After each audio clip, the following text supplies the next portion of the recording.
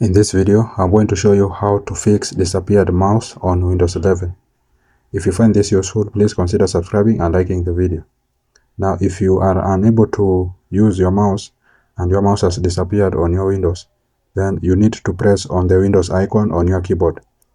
Press on the Windows icon on your keyboard. Then something like this will pop up on your screen. Then search for touchpad. Then once you have searched for touchpad, just press on enter.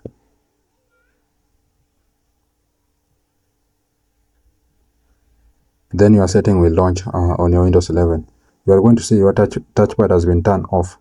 So you just need to press on space in order to turn it on.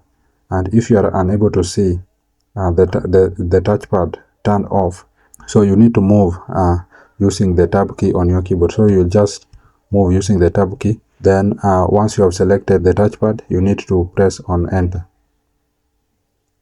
Use the tab to move. I hope you are able to see the turn on button. And after you have selected the button, just press on space in order to turn it on.